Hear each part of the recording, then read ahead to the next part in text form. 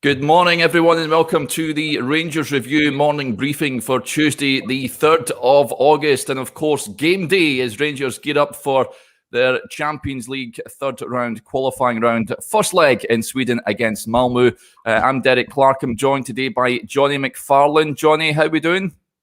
Yeah, very good. Looking forward to the game tonight. I think it's going to be a really interesting and exciting game. Back in the Champions League, of course.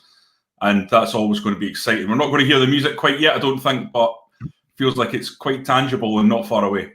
Yeah, it certainly is. I was just reading, it was actually on this day in 2011, Rangers were knocked out by Malmo in the second leg of that game over in Sweden in 2011, well. Of course. Nikica Jelavic scored early on, but Malmo equalised and Rangers had two men sent off. It's quite poignant, I guess, that the Rangers are back there tonight. What sort of game are you expecting tonight, Johnny? Yeah, well, I mean, what I would say first of all is that Rangers at that time are a different animal to Rangers at this time in terms of the not just the way the club is run, but obviously the team on the pitch. That was a bit of a disorganised mess, that side, and this one is a completely different animal and has taken care of teams like Malmo to such an extent that you just don't really feel a sense of concern or dread or worry about this tie at all. You know, I have nothing but confidence that Rangers are going to go through. One of the things that we've done on the website today is Joshua Barry has gone into quite a bit of detail on Malmo and how they play and what kind of a threat that they'll offer. And obviously they are a decent team because they're the Swedish champions, but there's quite a different Malmo side at home and then the one that will face Rangers at Ibrox. They're very, very aggressive in their press in the home games, and then totally not very passive in the away games, which is why they've kind of gone in and won their opening game in the first two qualifiers and then just scraped through in the second match. But I think the key takeaway and the key thing that I think Rangers can exploit is that across the 17 matches they've played already in this season, they have conceded 8 goals from crosses, 4 of which have come from set pieces. So they are not particularly strong when it comes to balls into the box. And maybe, just maybe, and I'm kind of regretting my decision to put Sakala in my starting lineup now in the piece that we've got on the website, because I think that might point to Cedric Itten getting a start in this one, giving a bit of physical presence for Rangers and allowing those fullbacks to get forward and putting balls in his head, because it's clear they don't like that kind of physical threat. I mean, I was thinking with my lineup, which was Sakala, Hadji, and obviously Ryan Kent, was there's a kind of mix of guile and pace there. But perhaps against Malmo, based on what Josh has done, and he did take quite a deep dive into what they were up to yesterday for the website today. So yeah, I'm starting to think now you guys might have called it by saying Cedric Itten will start. Yeah, that aside, I was told last night, Johnny, that their registered left back will be out for a long term. They don't have another left back to fit in that role, so they may have to play a right back there or change the formation slightly. So that sort of gives thought to, do you start Scott Wright on that right hand side? That there's a lot of clamour for him to start the game given his performance at the weekend. What's your feelings on that one? Well, I think Rangers have got terrific options. I mean, you're going to leave out Yanis Hadji based on, you know, an excellent 30 minutes. Yep. Now, I know you got a hefty knock, but I think Gerrard said, you know, the physios are going to be working on him morning, noon and night to get him ready for this one, and that he was hopeful that he could be ready. So that suggested to me, in terms of Gerrard's comments, that Yanis Hadji had a big role to play. And I suppose the question will be is whether or not the replacement fullback there is a guy that likes to deal with quick players and direct players, or has more difficulties with someone who can just drop into the space. So personally, I think Rangers need a combination. Or we'll go with a combination. So the idea of having a forward line, for example, in my lineup that I suggested, Kent and Sakala give you the pace. They can both go wide. They can both come short. There's a rotation, and Hadji can give you that guile. He can drop into the number 10 position behind these two and start to pull some strings.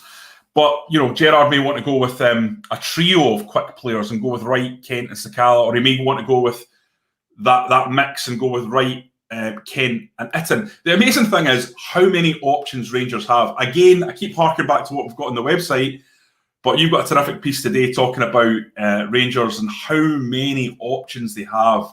It's quite incredible.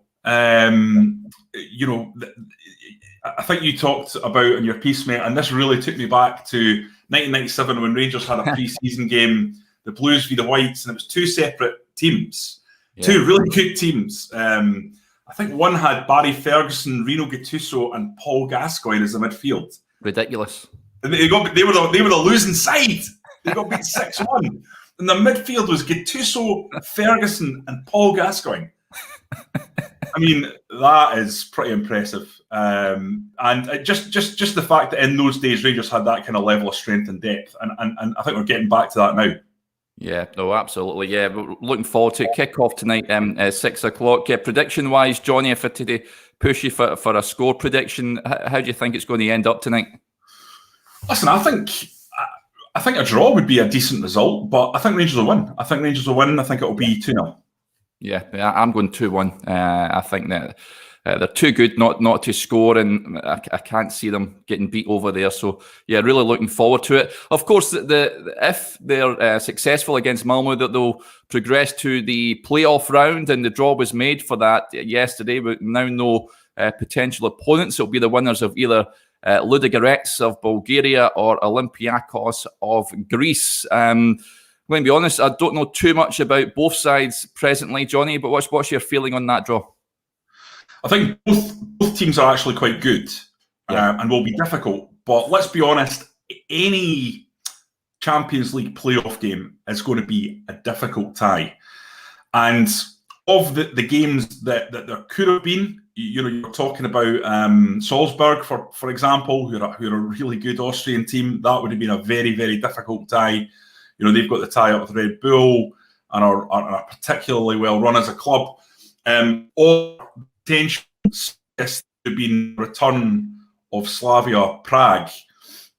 Not only are they a good team who put Rangers out in the last 16 of the Europa League last year, but there would have been all the stuff that would have accompanied that game and the emotion that would have accompanied it.